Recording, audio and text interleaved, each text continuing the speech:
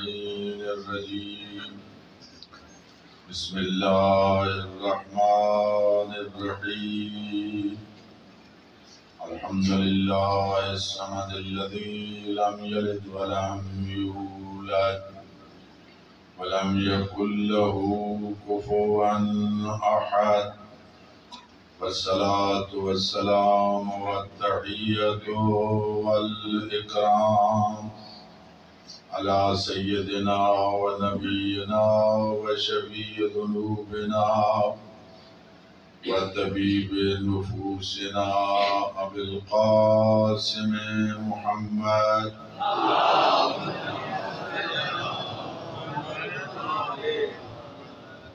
وآله الطيبين الطاهرين المعصومين الغر الميامين المظلومين الذين أذهب الله عنهم الرجس وطهرهم تطهيرا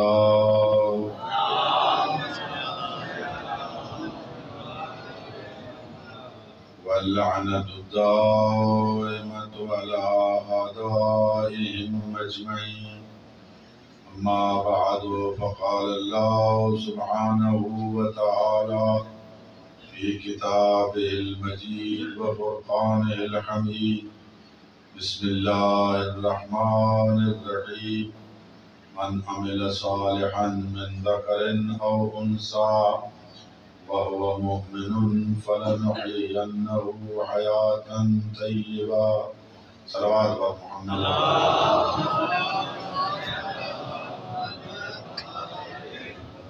نعرہ تکبیر اللہ اکبر نعرہ رسالت یا رسول اللہ نعرہ حیدری یا حسینیہ زندہ باد یزیدیہ زندہ باد اللہم صل قرآن مجید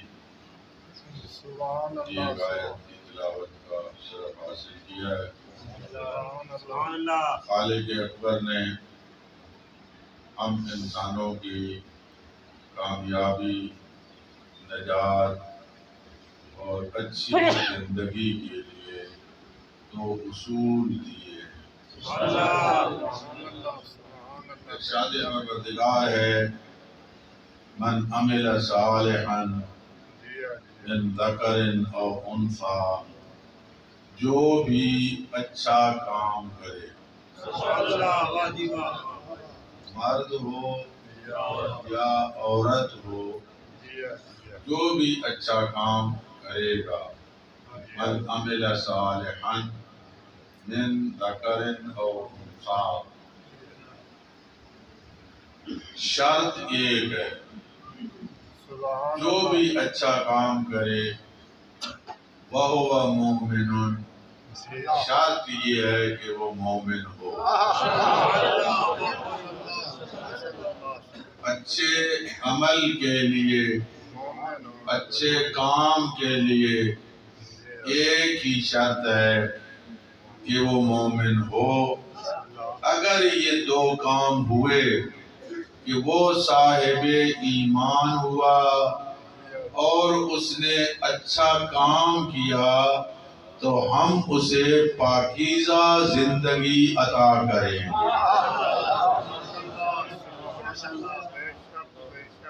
فَلَنُحْيِيَنَّهُ حَيَاةً طَيِّبَةً ہم اس کو پاکیزہ زندگی عطا کریں گے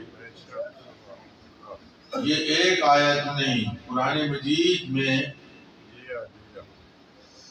100 کے لگ بھگ ایسی آیات ہیں جن میں اسی قانون کو بیان کیا گیا ہے مختلف انداز سے یا ایھا الذین آمنوا وعملوا الصالحات اے وہ لوگوں جو صاحبان ایمان ہیں اور جنہوں نے نیک اعمال انجام دیے فرمایا اولئک ہم خیر البریہ یہی لوگ پوری کائنات میں افضل ہیں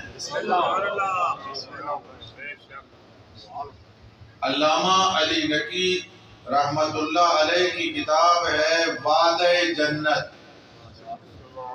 اس کتاب کے اندر علامہ علی نقی نے ثابت کیا ہے قرآن کی آیات سے کہ جنت مشروط ہے 2 چیزوں کے ساتھ. ایک ایمان اور دوسرا عمل صالح. ایمان بھی ہو اور عمل صالح بھی ہو تو یقینی طور پہ بندے کا مقام جنت ہوگا. سورہ العصر قرآن کی ایک مختصر سورہ ہے. بسم اللہ الرحمن الرحیم. والعصر، قسم ہے عصر کی. ان الانسان لفی خسر، بے شک سارے کے سارے انسان خسارے میں ہیں، گھاٹے میں ہیں. الا الذین آمنوا وعملوا الصالحات، سوائے ان لوگوں کے جو صاحبان ایمان ہیں اور جنہوں نے نیک اعمال انجام دیے. وہ گھاٹے میں نہیں ہیں، وہ خسارے میں نہیں ہیں، وہ کامیاب ہوں گے. اس آیہ مجیدہ کو دیکھیں کہ آمنوا وعملوا الصالحات. عربی گرامر میں واو کا معنی اور ہوتا ہے اور او کا معنی یا ہوتا ہے. یہ کام کرو یا یہ کام کرو. اور کا معنی ہوتا ہے یہ بھی کرو اور یہ بھی کرو، دونوں کرنے ہیں. اب آیت میں دیکھنا ہے کہ لفظ او آیا ہے یا واو آیا ہے. تو آیت میں آیا ہے الا الذین آمنوا وعملوا الصالحات. دونوں کام ضروری ہے، عقیدہ بھی ٹھیک ہو اور عمل بھی صالح ہو. اور اگر او آیا ہوتا الا الذین آمنوا او عملوا الصالحات تو پھر اس کا معنی یہ ہوتا کہ یا ایمان لے آؤ یا عمل صالح انجام دے دو، نجات ہو جائے گی. یعنی دونوں میں سے ایک اگر تم نے کیا، لیکن او نہیں آیا، واو آیا ہے. واو کا معنی ہے دونوں کام کرنے ہیں، عقیدہ بھی درست رکھنا ہے اور عمل بھی صالح انجام دینا ہے. اگر خسارے سے بچنا ہے، اگر نجات چاہتے ہیں تو ایمان بھی پختہ ہونا چاہیے، عقیدہ بھی پختہ ہونا ضروری ہے اور عمل بھی صالح ہونا ضروری ہے. عقیدہ کیسے؟ جیسے میری مرضی ہے، جو میرا دل چاہتا ہے، میرا دل چاہتا ہے کہ میں یہ عقیدہ رکھوں. نہیں، یہاں مرضی کی بات نہیں، یہاں دل کی بات نہیں. عقیدے کے لیے 3 دلیلوں کا ہونا ضروری ہے: عقل سلیم، آیات محکمات، سنت متواترہ. یہ 3 چیزیں. عقل سلیم اس کو تسلیم کرے. قرآن کی 2 قسم کی آیات ہیں، کچھ محکمات ہیں، کچھ متشابہ ہیں. آیات متشابہ عقیدے کی دلیل نہیں بن سکتی. اور روایت کی بھی 2 قسمیں ہیں، خبر واحد اور خبر متواتر. خبر متواتر عقیدے کی دلیل ہوگی. اگر میں نے عقیدہ رکھا ہے اللہ کی وحدانیت کے بارے میں، پیغمبر کی رسالت کے بارے میں، 12 ائمہ کی امامت کے بارے میں، قیامت کے بارے میں، اللہ کی عدالت کے بارے میں، تو سب سے پہلی دلیل عقل سلیم سے ہونی چاہیے، پھر آیات محکمات ہونی چاہیے اور پھر معصومین کی سنت متواترہ ہونی چاہیے. میرا دل اس کو مانے یا نہ مانے، وہ میرا دل معیار نہیں ہے، قرآن معیار ہے، مصطفیٰ کا فرمان معیار ہے، 14 کا فرمان معیار ہے. اور فرمان کے بارے میں بھی عرض کرتا ہوں، آپ کے چھٹے امام حضرت جعفر الصادق علیہ السلام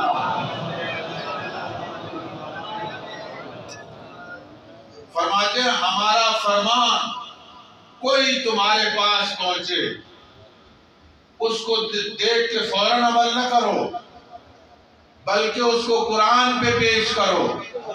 اگر قرآن کے مطابق ہے تو ہمارا ہے، اور اگر قرآن کے مطابق نہیں تو وہ ہمارا نہیں، وہ راوی کا جھوٹ ہے، اس نے جھوٹ بولا ہے، یہ نہیں ہو سکتا۔ پیغمبر خاتم نے فرمایا تھا القرآن مع علی و علی مع القرآن، قرآن علی کے ساتھ ہے، علی قرآن کے ساتھ ہے۔ دوسرے مقام پہ فرمایا لن یفترقا حتی یرد علی الحوض، قرآن اور اہل بیت جدا نہیں ہوں گے حتیٰ کہ حوض کوثر پر میرے پاس پہنچیں گے۔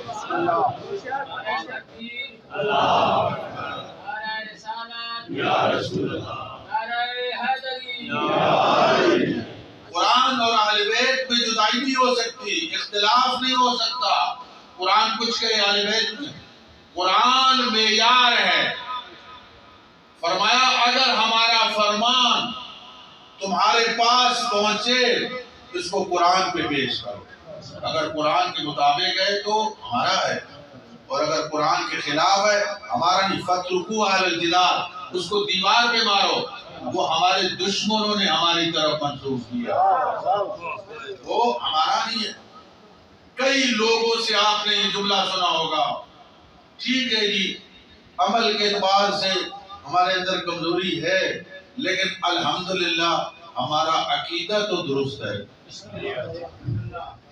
کئی بندوں سے آپ نے سنا ہوگا کہ ٹھیک ہے جی ہمارے عمل میں کمزوری ہے لیکن ہمارا عقیدہ تو درست ہے نا۔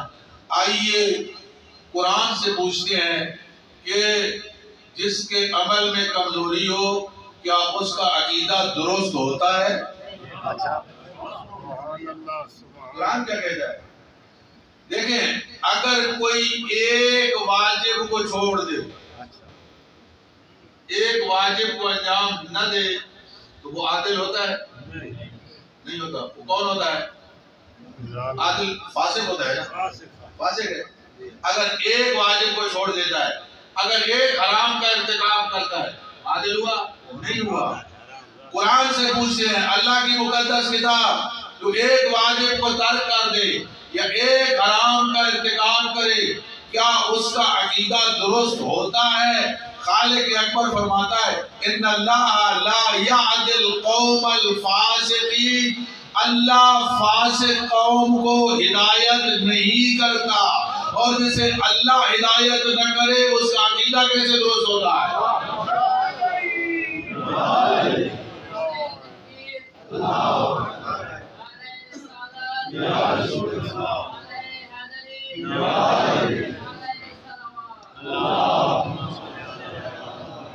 علماء نے اس کی بہت اچھی مثال دی ہے۔ آپ دیکھیں گے ابھی موسم خزاں آ رہا ہے، درختوں کے پتے گر جائیں گے، پھر موسم بہار آئے گا، بہار میں درختوں کے پتے نکلنا شروع ہو جائے گے۔ آپ کی زمین میں 5-6 درخت تھے، سب کے پتے نکل آئے، ایک درخت کے پتے نہ نکلے۔ آپ سے ہم پوچھتے ہیں بھئی یہ درخت سارے ایک لائن میں لگے ہوئے ہیں، باقی سب ہرے ہو گئے، ایک کے پتے کیوں نہیں نکلے؟ آپ کہیں گے کہ اس درخت کی جڑیں خشک ہو گئی ہیں، اس درخت کی جڑیں سلامت نہیں ہیں، اس کی جڑوں کو دیمک کھا گیا ہے۔ خوراک پہنچتی ہے جڑوں کے ذریعہ، جڑیں اس کی ختم ہو گئی، شاخوں تک خوراک پہنچی نہیں، لہذا شراب اب اس کی شاخیں ہری نہیں ہوگی، جلانے کے قابل ہوگی۔ اسلام کے اسلام کے قانون بیان کی جاتے ہیں تو اس کی شکل بیان کی جاتی ہے کہ اسلام کے 5 اصول ہیں، 10 فروع ہیں۔ اصول کہتے ہیں جڑوں کو، فروع کہتے ہیں شاخوں کو۔ اس درخت کی شاخیں ہری ہوتی ہیں جن کی جڑیں سلامت ہوں۔ نعرے تکبیر، نعرے رسالت، نعرے حیدری۔ عقیدے کا درست ہونا یہ سبب بنتا ہے عمل صالح کا۔ اس کا عقیدہ درست ہے، عمل اس کا لازمہ ہے، عمل اس کا نتیجہ ہے۔ وہ جی ہم نے ایک روایت سنی ہے کہ حب علی یاکل السیئات کما تاکل النار الحطب۔ علی دی محبت گناہوں کو اج کھاوے دی ہے جویں خشک لکڑی کو بھا کھاوے دی۔ تو حدیث ہے، اس میں شک نہیں، حدیث ہے کہ علی کی محبت گناہوں کو اس طرح کھا جاتی ہے جس طرح آگ خشک لکڑی کو کھا جاتی ہے۔ آئیں ذرا دیکھتے ہیں اس حدیث کا معنی کیا ہوتا ہے، مطلب کیا بنتا ہے۔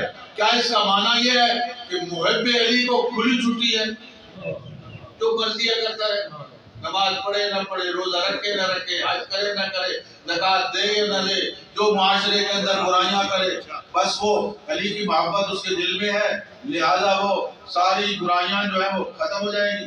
کوئی عقل مند اس کا قائل نہیں ہے کہ علی محب علی کو کھلی چھٹی ہے، سوائے مرجئہ کے۔ مرجئہ ایک فرقہ ہے، ایک فرقہ ہے مرجئہ، جو کہتے ہیں کہ بس عقیدہ ٹھیک ہے، عمل کی ضرورت نہیں ہے، اور وہ مرجئہ ہماری قوم میں داخل ہو چکا ہے، وہ ہماری قوم کے اندر داخل ہو چکا ہے۔ بہت سارے لوگوں کا نظریہ یہ ہے کہ اگر عقیدہ ہو تو عمل کی ضرورت نہیں ہے۔ حضرت امیر المومنین نے لعنت کی ہے مرجئہ، انبیاء نے لعنت کی ہے مرجئہ کے اوپر، اور حضرت امیر فرماتے ہیں اگر کچھ نہیں کرنا تھا، اگر کرنا کچھ نہیں تھا، نہ نماز پڑھنی تھی، نہ روزہ رکھنا تھا، نہ حج کرنا تھا، تو اللہ نے انبیاء کیوں بھیجے،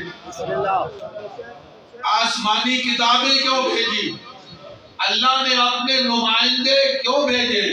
تو پھر اس حدیث کا کیا معنی ہے؟ حدیث تو ہے، اس کا معنی کیا ہے؟ دیکھیں، آگ اور لکڑی یہ آپس میں ضد ہے۔ اگر آگ ہوگی تو لکڑی موجود نہیں ہوگی، لکڑی ختم ہو جائے گی۔ اگر آگ ہے اور اگر لکڑی موجود ہے تو یا تو آگ ہے ہی نہیں، یا آگ اتنی انتہائی کمزور ہے۔ محبت علی اور گناہ آپس میں ضد ہیں۔ اگر محبت علی ہوگی تو گناہ نہیں ہوگا، اگر گناہ ہوگا تو محبت علی نہیں ہوگی۔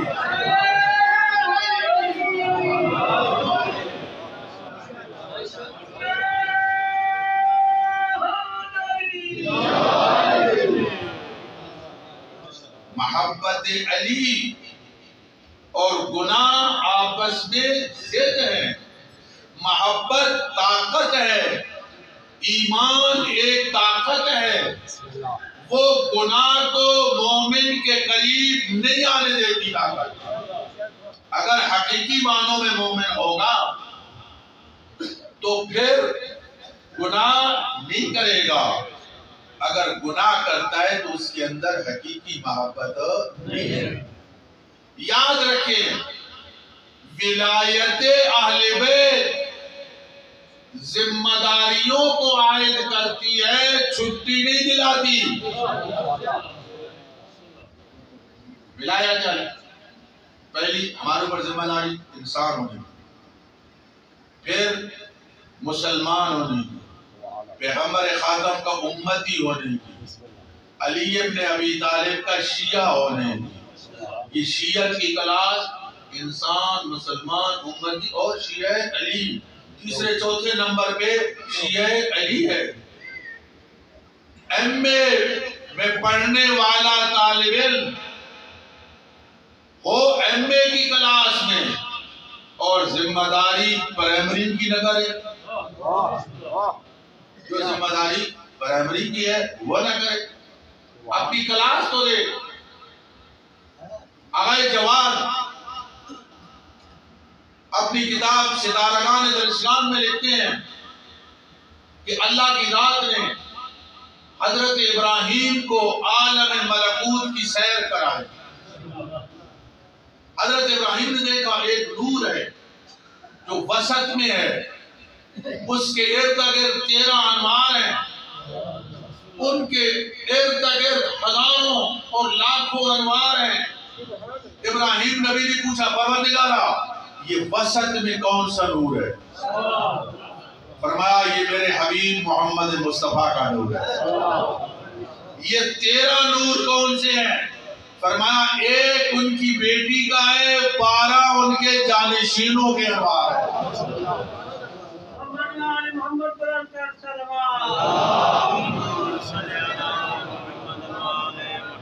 یہ ارد گرد کن کے انوار ہیں؟ فرمایا یہ ان کے شیعہ ہیں۔ یہ ان کے شیعہ ہیں۔ پروردگارا علی کے شیعوں کی کوئی نشانی بھی ہے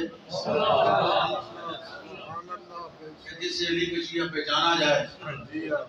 کیا یعنی بندہ کیا کام کرے تو علی کا شیعہ بنے گا؟ کوئی نشانی ہے؟ اللہ نے ابراہیم نے پوچھا، اللہ نے بتایا۔ ابراہیم نبی پوچھ رہے اور اللہ کی ذات بتا رہی۔ فرمایا ہاں علی کے شیعوں کی 5 نشانیاں ہیں۔ پہلی نشانی دن اور رات میں 51 رکعت نماز پڑھے۔ 51 رکعت بہت زیادہ ہے۔ 51 رکعت ہم کیسے پڑھیں گے؟ اچھا آپ کے امام دن اور رات میں کتنی پڑھتے تھے؟ 1051 1051 رکعت نماز پڑھتے تھے امیر المومنین 1051 رکعت نماز پڑھتے تھے۔ اور میں امیر المومنین کو اپنا امام مانتا ہوں تو میں 51 نہ پڑھوں؟ 51 میرے لیے مشکل ہو۔ اور 51 کی تفصیل بتا دے تم۔ 17 رکعت واجب 17 رکعت، 34 رکعت نوافل ہے اور نماز تہجد ہے۔ اب کم از کم 17 رکعت ہے، کم از کم 17 رکعت واجب ہے، لیکن علی ابن ابی طالب کا شیعہ بننے کے لیے 51 رکعت نماز ضروری ہے۔ 51 رکعت نماز میں 17 بھی نہ پڑھوں اور کہوں یا علی ہم تو تیرے ہیں، 17 بھی نہ پڑھوں۔ اچھا ہم اذان میں کہتے ہیں اشہد ان امیر المومنین و امام المتقین، میں گواہی دیتا ہوں کہ علی مومنوں کے امیر ہیں اور متقیوں کے امام ہیں۔ یہ مجمع جو بیٹھا ہے باقیوں سے بڑی بات نہیں ہے، آپ مجمع سے بات ہے جہاں تک یہ بات جا سکتی ہے بے شک آپ پوچھائیں۔ میں آپ سے پوچھتا ہوں متقی وہ ہوتا ہے جو نماز نہ پڑھے،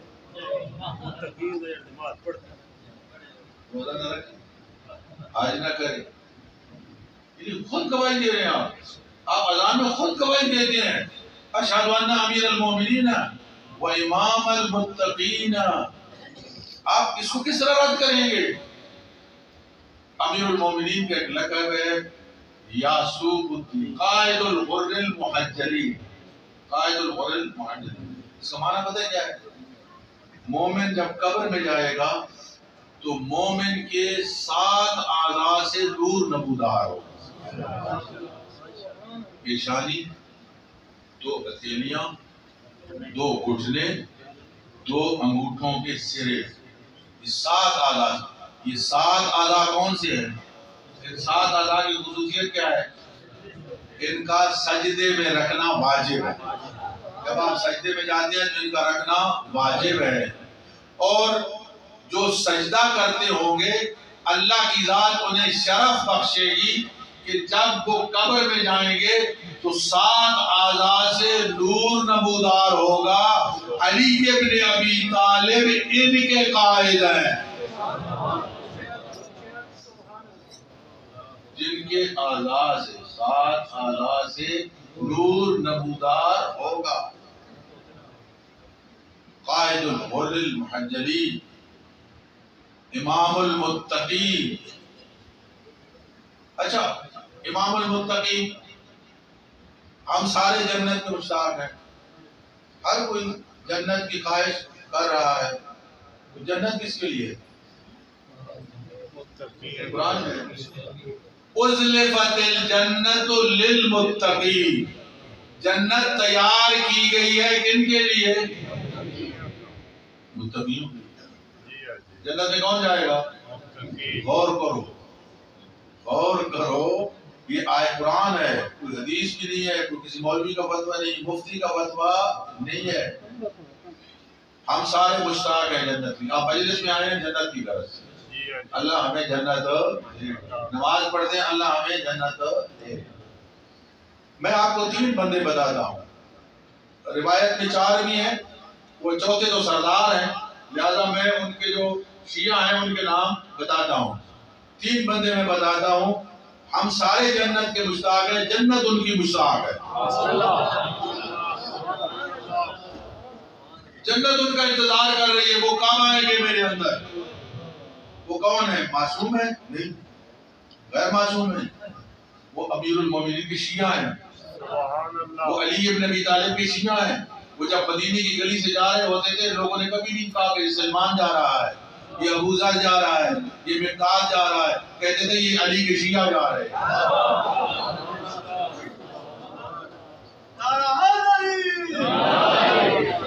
جنت ان کی مشتاق ہے، جنت ان کا انتظار کرے گی۔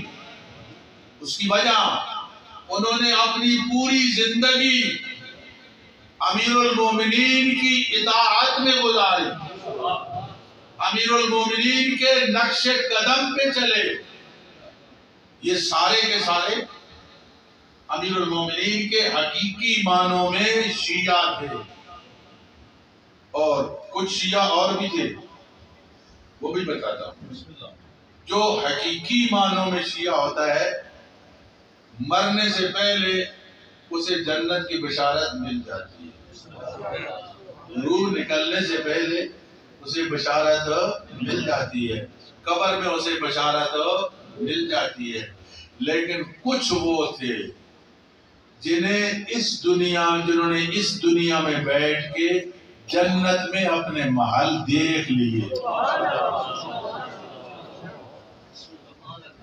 دنیا میں بیٹھے جنت میں اپنے محل دیکھ لیے۔ شب عاشور کو امام علیہ السلام نے ان کو جنت کے محل دکھائے تھے، پہلے عہد لیا، اجازت بھی دی، جب کوئی نہ گیا تو پھر فرمایا آؤ میرے پاس، حبیب یہ تیرا بنگلہ ہے، مسلم یہ تیرا بنگلہ ہے، زہیر یہ تیرا بنگلہ ہے، بریر حمدانی یہ تیرا حملہ ہے، عمر بن عمرو خزائی یہ تیرا بنگلہ ہے۔ دنیا میں بیٹھ کے، کیوں؟ ان کا کردار اتنا بلند تھا۔ اللہ کی ذات نے فرمایا ابراہیم، علی کے شیعوں کی پہلی نشانی یہ ہے 51 رکعت نماز پڑھے۔ علی کے شیعہ اور بے نماز، سوچے علی کے شیعہ اور بے نماز، ایسے بڑے لوگ ہوتے ہیں نا، کئی زمیندار، بڑے بڑے زمیندار، عمراء لوگ، ان کے نوکر بھی ہوتے ہیں، وہ کبھی جائیں نا، مری جائیں، اپنے نوکروں کو ساتھ لے کے جاتے ہیں، انگلینڈ جائیں تو اچھے نوکروں انہیں ساتھ لے کے جاتے ہیں۔ آپ کو پتہ ہے آپ کے مولا کہاں کہاں جاتے ہیں؟ مولا امیر کبھی بزم اولیاء میں جاتے ہیں، کبھی بزم اوصیاء میں جاتے ہیں، کبھی بزم ملکوت میں جاتے ہیں۔ علی کا ایسا نوکر بن کہ علی بزم اولیاء میں جائیں تجھے ساتھ لے کے جائیں،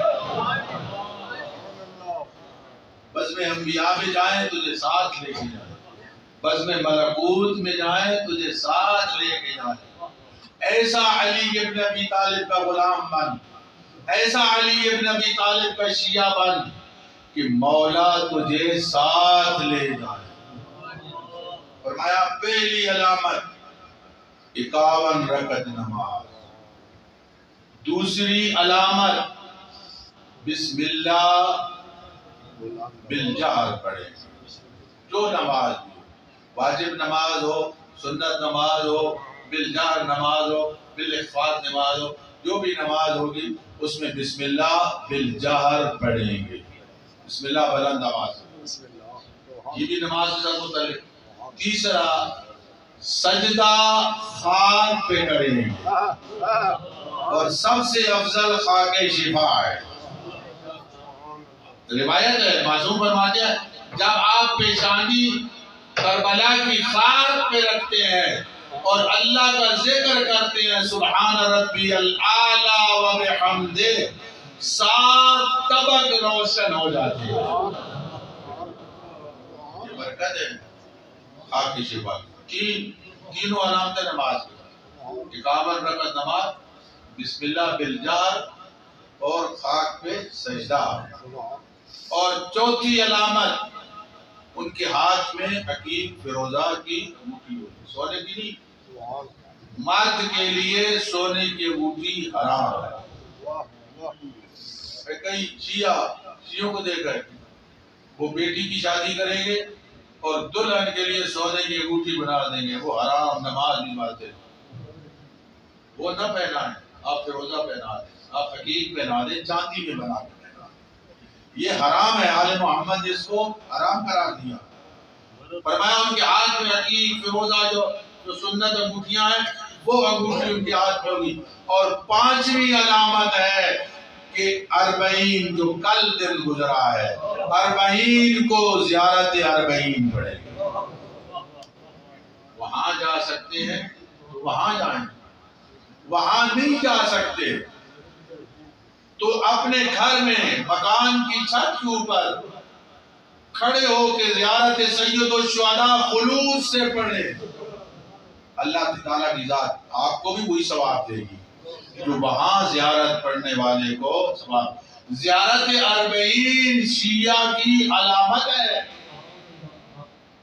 فرمایا زیارت 40 پڑھے گا۔ یہ ضروری فقط یہ علامات نہیں، ابھی عزیز مولانا ظفر صاحب پڑھ رہے تھے حضرت امام محمد باقر علیہ السلام کا فرمان،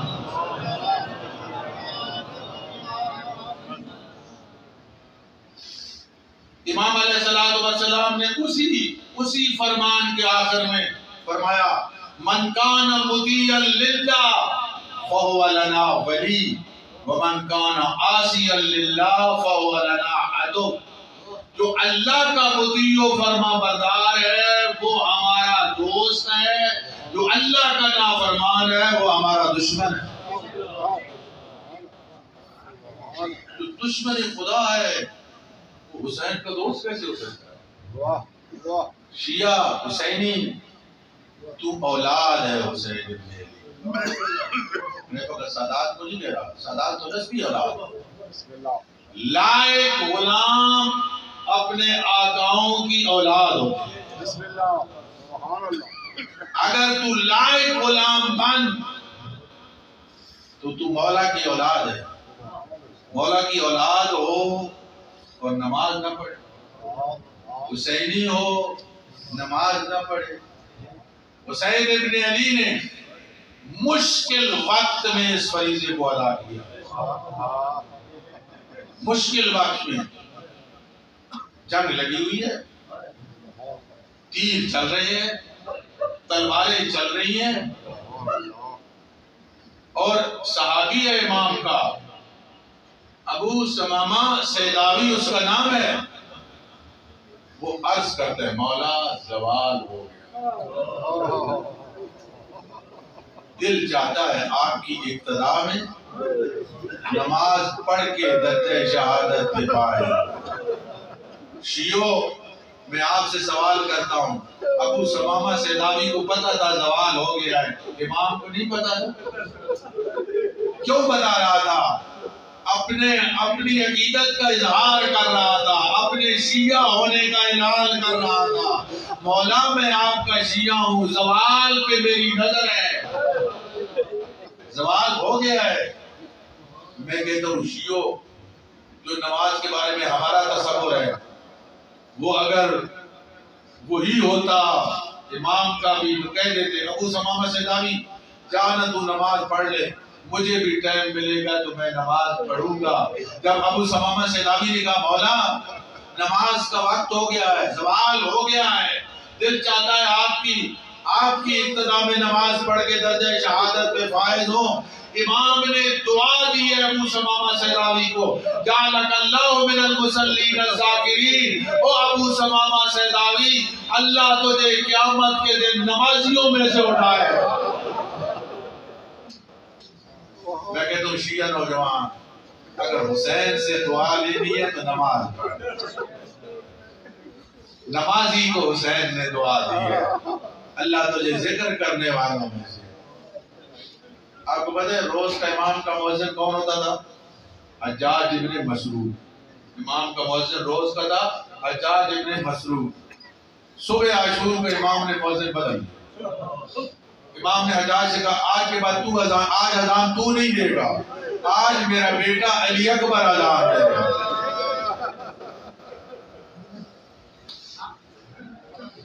میرا بیٹا علی اکبر اذان دے گا۔ کیوں؟ امام عالم نفسیات ہوتے ہیں، امام اپنی مصلحت خود جانتے ہیں کہ آج مؤذن کیوں بدلا ہے۔ جو بات علامہ علی نقوی نے لکھی ہے کہ شاید وجہ یہ ہو شیعہ تو شبیہوں کا احترام کرتا ہے، علم کا، ذوالجلال کا، تعزیے کا، علم کہیں جھک رہا ہو تو فوراً کئی نوجوان دوڑ کے سہارا دیتے ہیں، شبیہ آتی ہے آپ کھڑے ہو جاتے ہیں، احترام کرتے ہیں۔ آؤ ایک شبیہ کا میں اضافہ کرتا ہوں، علم بھی شبیہ ہے، ذوالجلال بھی شبیہ ہے، تعزیہ بھی شبیہ ہے، یہ جو ہماری صبح کی اذان ہے یہ علی اکبر کی اذان کی شبیہ ہے۔ شیعہ نوجوان امام جانتے ہیں نوجوان کے لیے صبح کی نماز بڑی مشکل ہوتی ہے، نیند کا غلبہ ہوتا ہے، دنیا ہر شے بھول جائے گی، میرے علی اکبر کو کوئی نہیں بھولے گا۔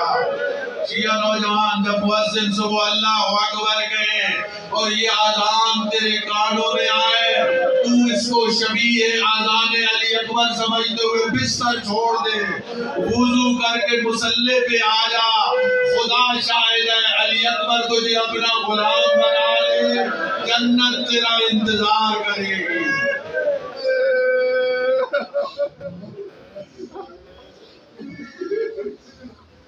عاشور کو زوال ہوا، امام نے پیغام بھیجا لشکر یزید کی طرف، جنگ کو روک دو، ہم بھی نماز پڑھیں تم بھی نماز پڑھو۔ ان ملائم نے جو جواب دیا میری زبان میں طاقت نہیں،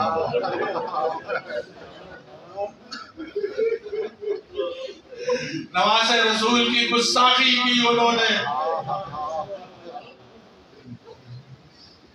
جنگ نہیں روکی۔ میں آپ سے پوچھتا ہوں نماز کا مخالف کون تھا کربلا میں؟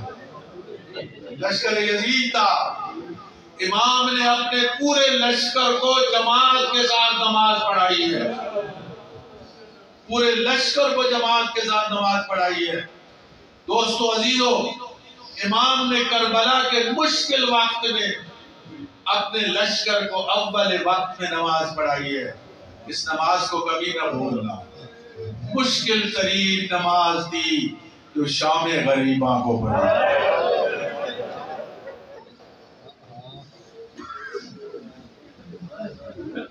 مشکل ترین نماز۔ ایک